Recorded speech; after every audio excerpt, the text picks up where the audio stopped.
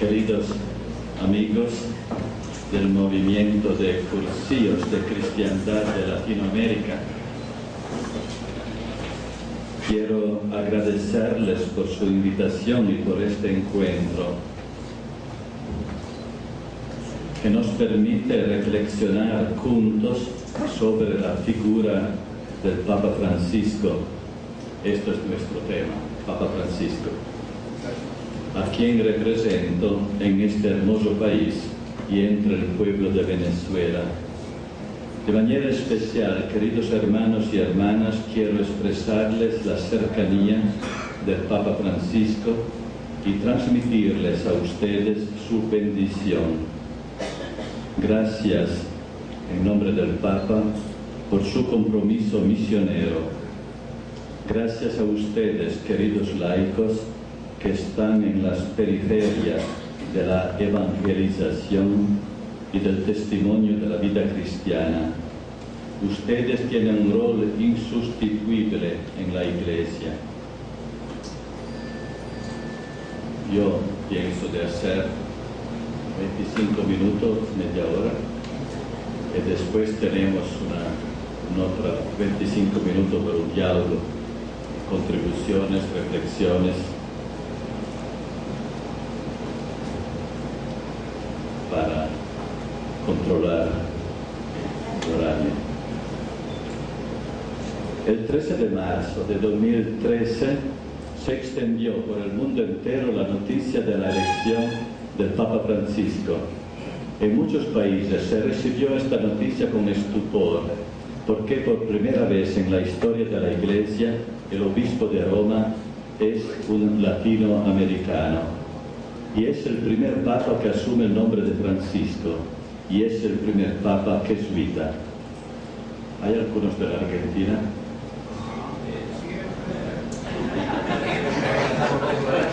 Ahora, me permito de contar la anécdota que el Papa contó al presidente Correa.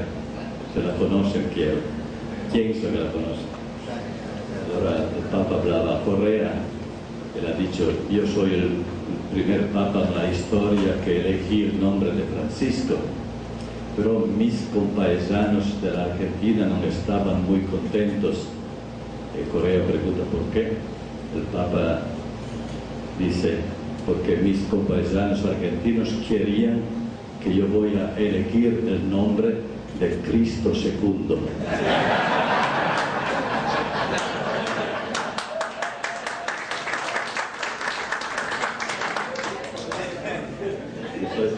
¿Es verdad o no? Más o menos.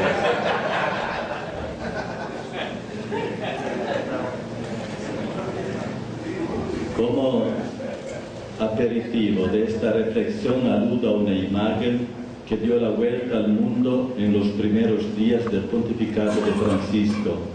Me refiero al abrazo que el Santo Padre le dio el día de Pascua de 2013 a Dominique, un niño enfermo de parálisis cerebral, visto desde el papamóvil por una multitud de unas 300.000 personas que colmaban la plaza de San Pedro. El padre del muchacho afirmó: este momento de ternura ha conmovido no solo a mi familia, que todos llorábamos de emoción, no solo a aquellos que estaban cerca y que compartían nuestra emoción, sino al mundo entero. El abrazo del Papa Francisco a mi hijo ha mostrado cómo la sabiduría de la cruz confunde a la sabiduría de los hombres. El abrazo pascual a mi hijo emerge como un testimonio del mensaje Urbi et Orbi proclamado por el Papa. El Papa ha dicho: quisiera que el anuncio de la resurrección de Cristo llegase a cada hogar y a cada familia, especialmente allí en donde el sufrimiento es mayor. Deseo proponer 5 puntos de reflexión. Si están demasiado cansados me dicen: basta. No. Mi proyecto son 5 puntos, 25 minutos. Primer punto: devolver Dios al mundo. La prioridad absoluta del Papa Francisco es la de devolver a Dios al mundo, la de decirles a todos que no estamos solos, porque tenemos un Padre en los cielos, la de anunciar la resurrección de Cristo. Francisco sabe que su primera responsabilidad es la de confirmar a los hermanos en la fe, es decir, ayudar al encuentro de los habitantes del mundo entero con Dios, con Cristo. El Papa Francisco sabe que la humanidad busca a Dios, aunque frecuentemente no sea consciente de ello. El Papa ha creado el neologismo primerear para decir que Dios nos precede en el amor, indicando a la Iglesia el camino que debe seguir. Los amigos de Venezuela conocen mi escudo episcopal. Yo tengo un escudo, como todos los obispos, un lema episcopal. El lema episcopal, mi lema episcopal es Precedit vos in Galileam. Son las palabras del ángel que en la mañana de Pascua de Resurrección les dice a las mujeres: el Cristo resucitado está en Galilea, os precede, los precede, que los espera en Galilea.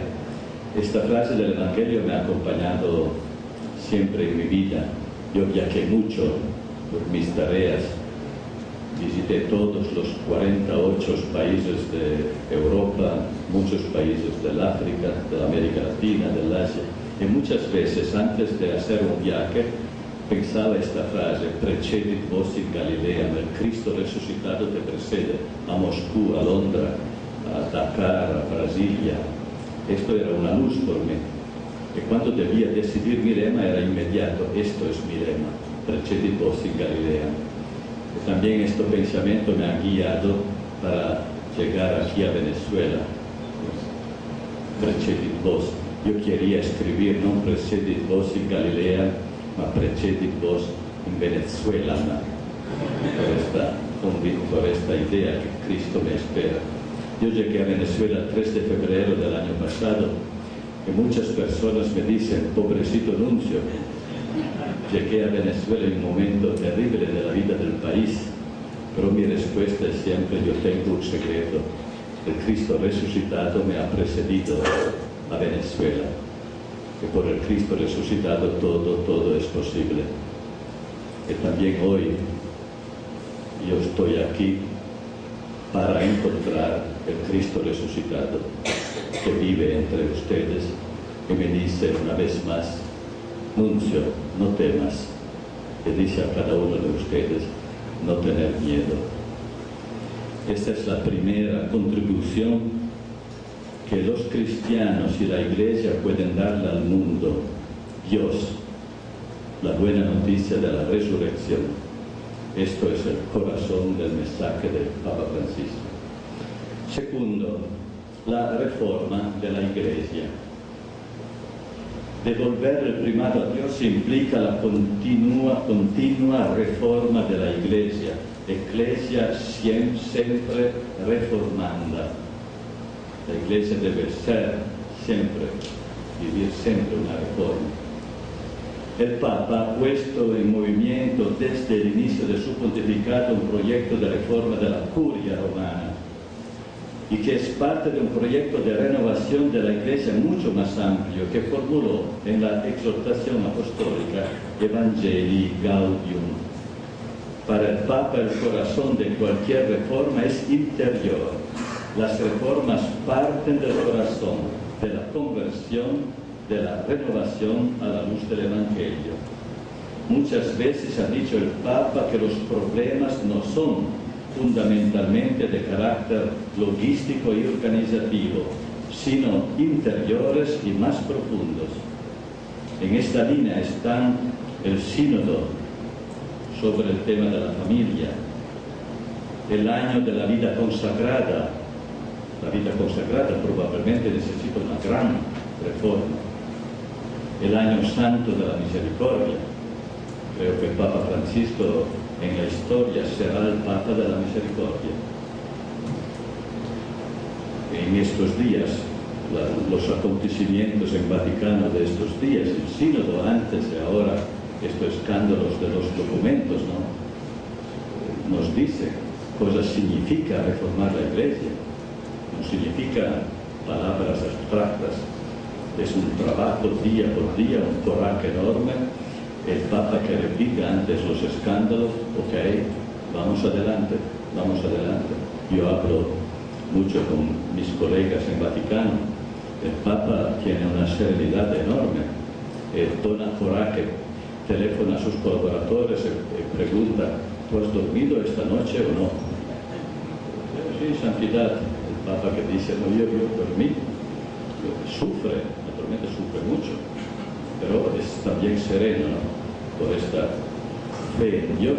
La reforma debe ir, tiene que ir adelante. ¿Cuál es el secreto de la reforma de la Iglesia?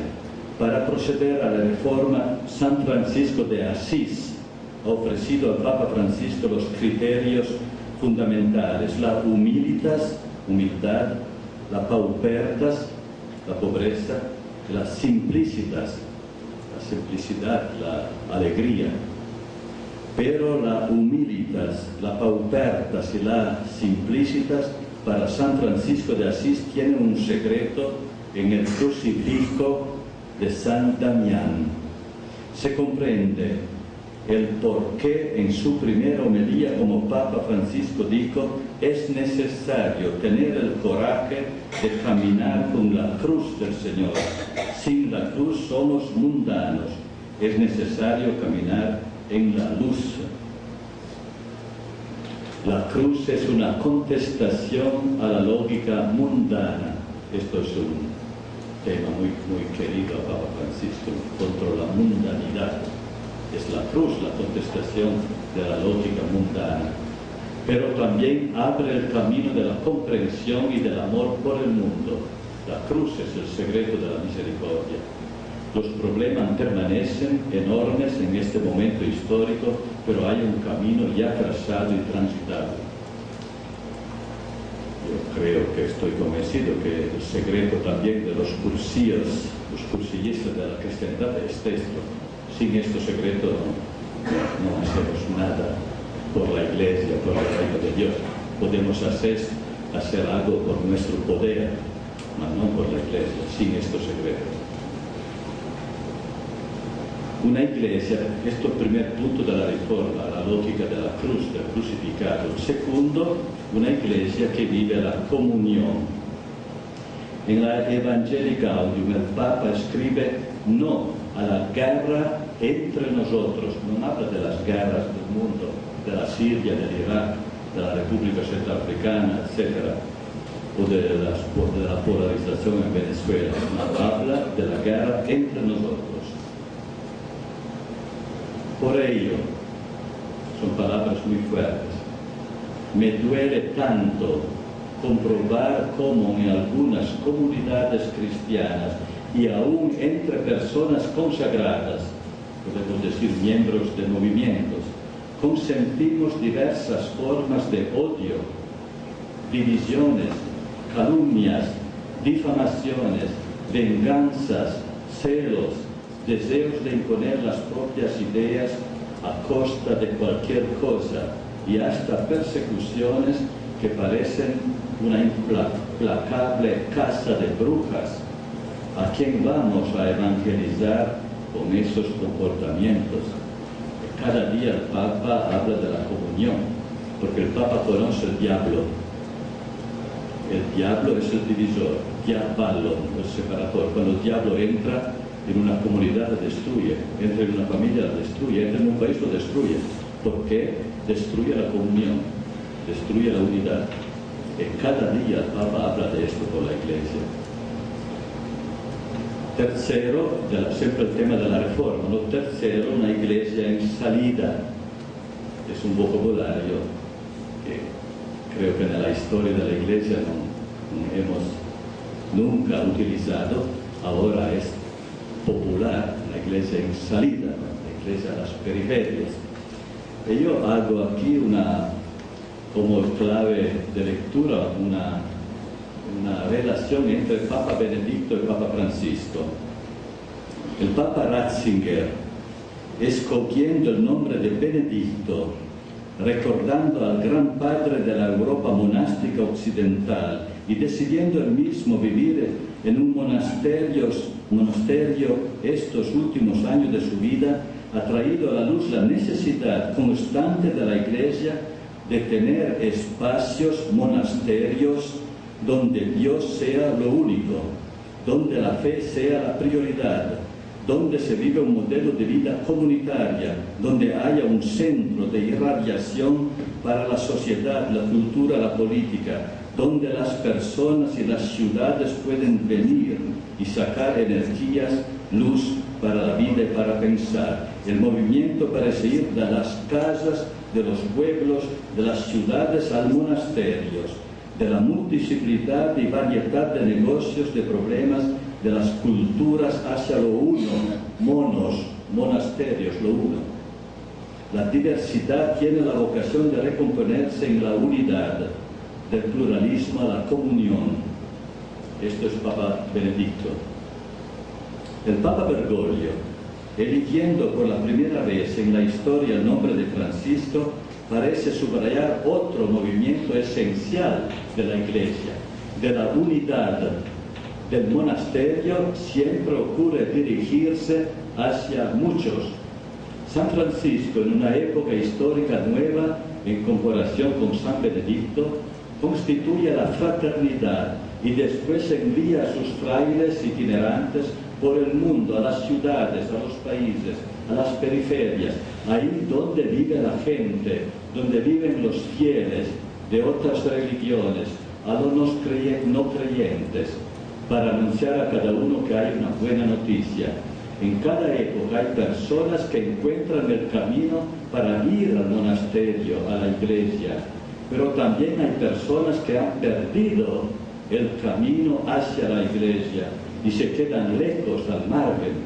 Hay un movimiento circular o diálogo entre la unidad y la multiplicidad, entre el corazón y la periferia. La humanidad peregrina hacia el lugar donde se da la comunión, la fraternidad, la unidad. Pero desde la unidad hay que peregrinar siempre hacia el mundo, con sus preguntas, sus problemas, sus lágrimas, sus inquietudes. No sé si es claro esta imagen, es mi imagen. Yo publiqué un libro sobre Europa donde hay esta imagen, una clave de lectura del papato, del pontificato de Benedicto, del pontificato de Francisco, su relación, la comunión entre las dos propuestas, y también la diferencia, ¿no? Pero son dos movimientos esenciales de la Iglesia. ¿Te gusta esta imagen? Sí. Ok. Gracias por eso. Esto era el segundo punto, la reforma de la Iglesia. El segundo punto tenía 3 capítulos: la cruz, la comunión. Es el tercer punto del segundo punto. Ahora, el segundo capítulo es la reforma de la Iglesia. Tiene 3 capítulos, parágrafos. El primero es la lógica de la cruz, segundo la comunión y tercero la salida. Ahora llego al tercer capítulo. El horizonte de la catolicidad. La elección de un obispo de Roma salido de Latinoamérica expresa con gran evidencia la catolicidad de la Iglesia. ¿Qué significa la palabra catolicidad? Todos los conocemos. Significa universalidad. La Iglesia es un pueblo único planetario constituido por gente de toda raza, cultura, pueblo, nación y región de la tierra. Ustedes aquí son una imagen muy bella de la catolicidad. Creo que vienen de 20 o 25 países, ¿no? Eso es la Iglesia Católica. Venimos aquí, somos la misma, casi pequeña familia. No sé cuántos son, 50, pero desde 20 no sé cuántos, ¿no? Probablemente de 20 países o más. Esta es la Iglesia Católica, la catolicidad. El Papa Francisco es pastor de la Iglesia Universal y ante un mundo globalizado indica la oportunidad de la catolicidad. Es importante, creo, que la presencia del Papa, la presencia del nuncio con ustedes, que es una presencia del Papa, tiene esto significado. Donar a todo la realidad de la catolicidad. El Papa es pastor de la Iglesia Universal y dice: nosotros somos miembros de la única Iglesia Universal. Ahora nos invita a tener este horizonte de la catolicidad, que el mundo entero, un gran horizonte. Los cristianos, los católicos tienen un horizonte muy grande. Hago un ejemplo. Muchas veces antes un problema, tenemos problemas bastantes, pero imaginamos que esto es el problema, ¿no? Esto libro, no. Ok, es el problema. La actitud que muchas veces tenemos antes un problema es: hay un problema, consideramos el problema, estudiamos el problema, hacemos una comisión para resolver el problema, escribimos artículos sobre problemas, protestamos contra el problema.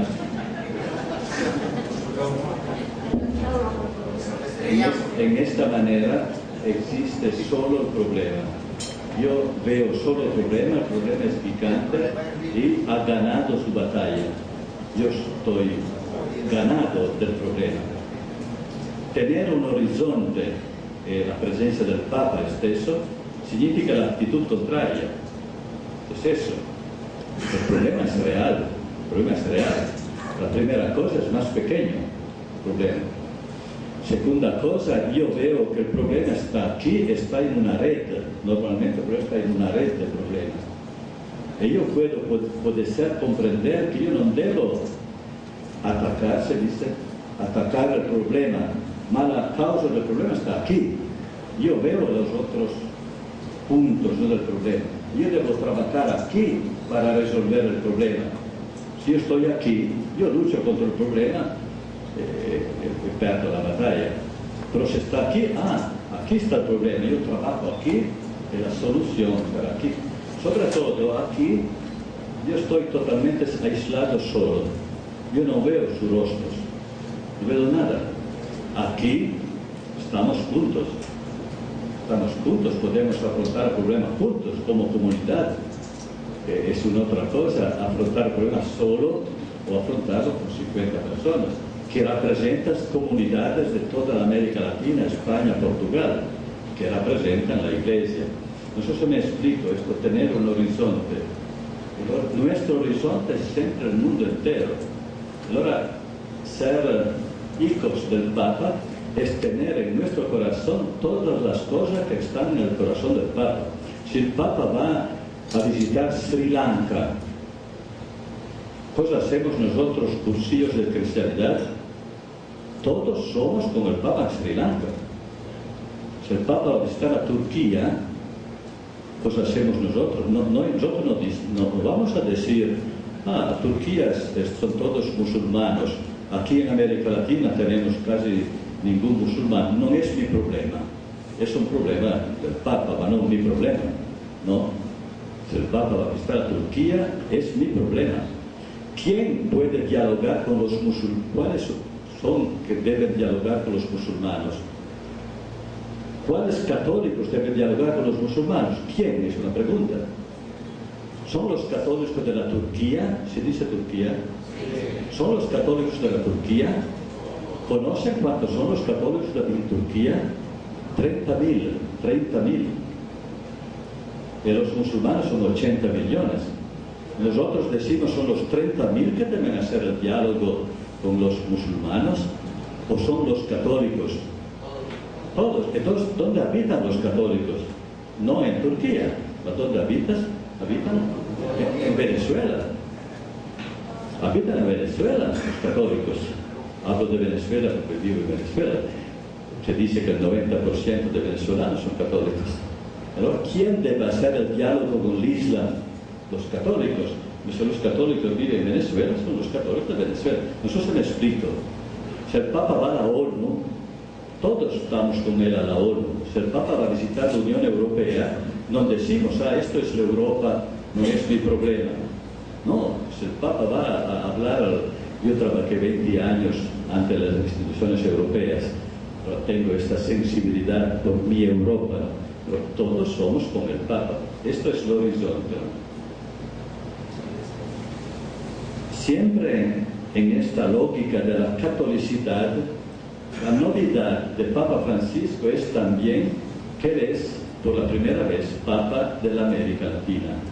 Yo soy europeo. Hasta ahora, o hasta el año pasado, o hasta 2 o 3 años casi atrás, yo tenía la costumbre de comprender las cosas con los ojos de la Europa. Yo soy italiano, con los ojos de Italia, con los ojos de la Europa. Ahora tenemos un Papa de la América Latina. Él invita a cambiar la clave de lectura. Debemos ver las cosas ahora con los ojos de la América Latina, no con los ojos de la Europa. Tenemos una otra perspectiva sobre la Iglesia, comprender la Iglesia con los ojos de la América Latina. Yo ahora tengo personalmente esta chance, porque yo llegué, ahora estoy en América Latina. En mí tengo un gran interés a comprender la Iglesia, comprender la humanidad, comprender la historia con los ojos de la América Latina. El Papa ha escrito Laudato Si. Yo tenía esta imagen, ¿no? Antes los papas escribían la encíclica sentados en Europa, sentados en Italia, sentados en Alemania, si hablamos de Papa Benedicto. Ahora, ¿dónde ha escrito Papa Francisco su encíclica? Sentado en las periferias, en los barrios de Buenos Aires. Esta es la nueva perspectiva, no sé si me explico. Un conta escribir una encíclica social sentado a Londra, una otra cosa es sentado en los barrios de Petare, aquí a Caracas. Esa es la providencia que nos da una nueva perspectiva. ¿Cambia mucho la óptica? Cambia mucho la óptica. Cambia mucho la óptica.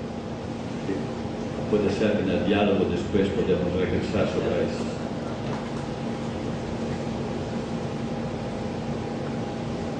¿Dónde va el Papa ahora? ¿Qué viaje hace? El próximo viaje del Papa.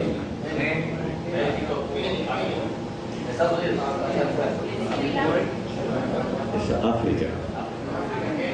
Ahora, cosa hacen los cursillistas las próximas semanas. Todos vamos con el Papa en África.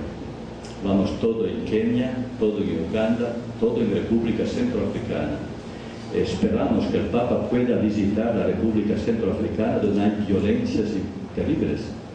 El Papa quiere abrir la puerta santa del año santo de la misericordia en República Bangui, República Centroafricana. Pero todos dicen, Papa, no debes ir, es peligroso, se mata. El Papa que dice hasta hoy, yo quiero ir.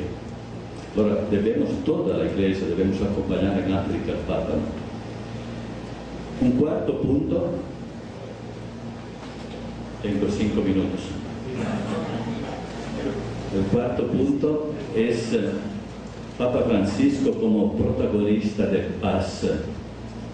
Francisco, la primera interview, lo que me han hecho sobre el Papa Francisco, me han dicho en una palabra, cosa dice usted sobre el Papa Francisco?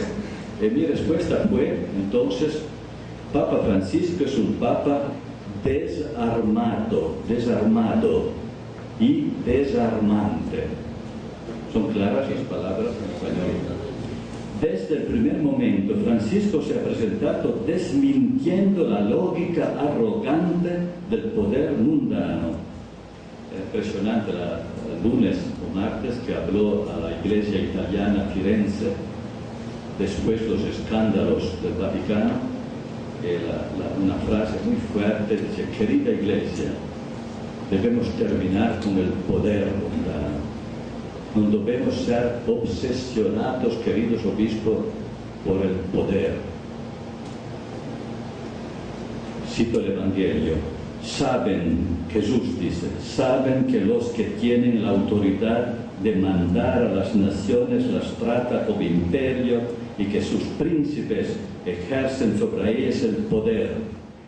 No debe ser lo mismo entre ustedes. No debe ser lo mismo entre ustedes.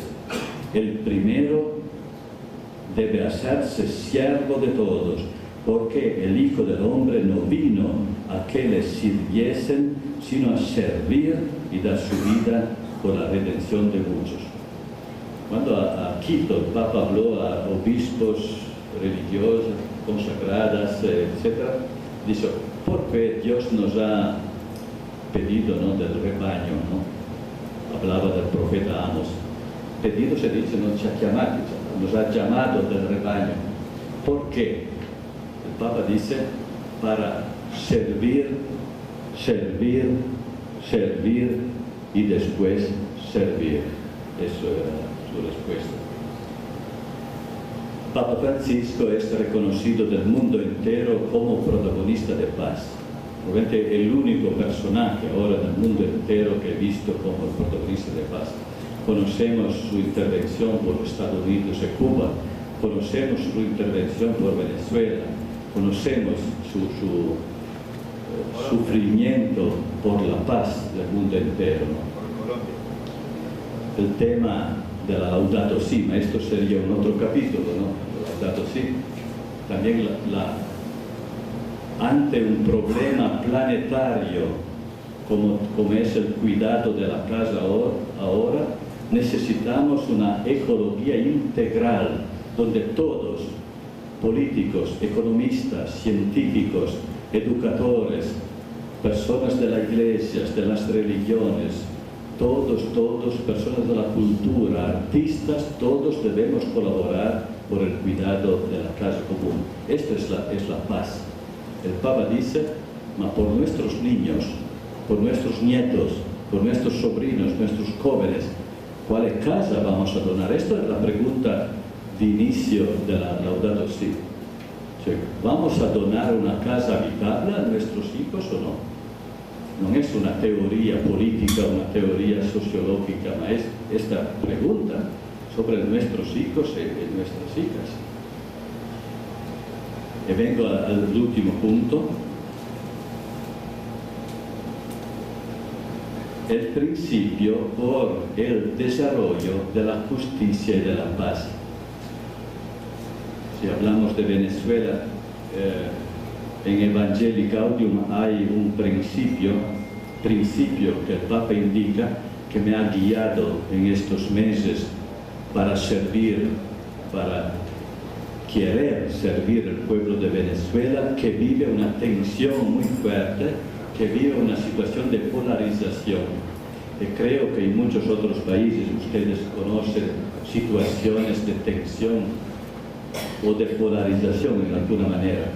Hay un principio que yo voy a leer ahora, y repito que personalmente es de gran luz por mi servicio aquí a Venezuela. El Papa dice, ante el conflicto, algunos simplemente lo miran y siguen adelante como si nada pasara. Se lavan las manos para poder continuar con su vida. Esto es una posibilidad, no es de los cursillistas, imagino, ¿no? No. Otros entran de tal manera en el conflicto que quedan prisioneros, pierden horizontes, proyectan en las instituciones las propias confusiones e insatisfacciones, y así la unidad se vuelve imposible. Estamos aquí en Venezuela, es una tentación muy fuerte, que yo comprendo muy bien, pero hay conflicto, estoy dentro del conflicto, estoy involucrado en el conflicto, dono una contribución al conflicto. Pero hay una tercera manera, la más adecuada, de situarse ante el conflicto, es sufrir el conflicto, primera cosa, transformarlo en el eslabón de un nuevo proceso. Felices los que trabajan por la paz.